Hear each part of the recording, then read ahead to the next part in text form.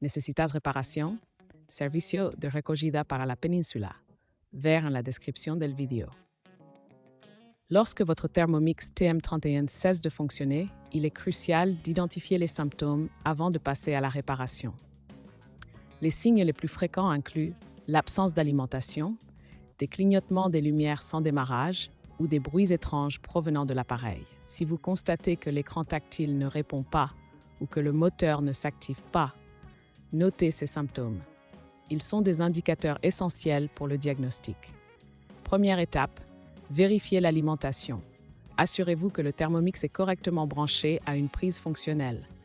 Vous pouvez tester la prise avec un autre appareil, comme une lampe. Si vous avez accès à un autre cordon d'alimentation compatible, remplacez-le temporairement pour voir si cela résout le problème. Deuxième étape, l'inspection physique. Débranchez le Thermomix avant d'examiner l'appareil. Regardez sous l'unité pour voir si le cordon est endommagé ou si des débris bloquent le ventilateur. Un nettoyage régulier de l'extérieur peut également prévenir des problèmes futurs. Si l'appareil ne montre toujours aucun signe de vie après ces vérifications, il faudra alors ouvrir le boîtier. Cette étape nécessite des précautions. En utilisant un tournevis approprié, retirez les vis sur la base de l'appareil.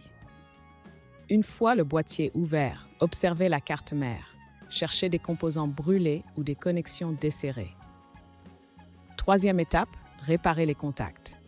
Les contacts dans le Thermomix peuvent se détériorer avec le temps. Utilisez un nettoyant pour contacts électroniques et un chiffon doux pour nettoyer délicatement les contacts. Faites attention à ne pas utiliser de liquide en excès, car cela pourrait endommager les circuits.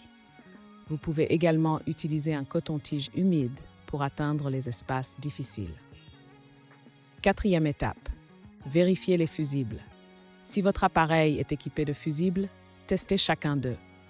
Un fusible grillé nécessite un remplacement immédiat et doit être de même caractéristique que l'original pour garantir la sécurité. Rappelez-vous que le remplacement des fusibles se fait uniquement lorsque l'appareil est débranché. Cinquième étape, la réassemblage.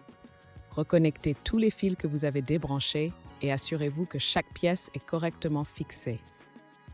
Replacez le boîtier et serrez les vis avec précaution.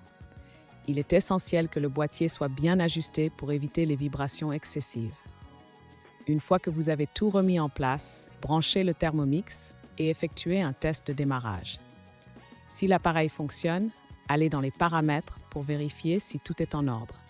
Soyez attentif aux éventuels bruits ou comportements anormaux. En termes de prévention, il est recommandé de garder votre Thermomix à un endroit sec et bien ventilé. Évitez de le placer près de sources de chaleur ou d'humidité. Nettoyez régulièrement les pièces amovibles à la main et ne les mettez pas dans le lave-vaisselle, à moins que cela ne soit expressément recommandé. Un bon entretien prolonge la durée de vie de l'appareil. Il est également judicieux de garder la documentation de votre produit à portée de main. En cas de doute ou si l'appareil présente des problèmes récurrents, consultez le manuel d'utilisation pour des conseils précis.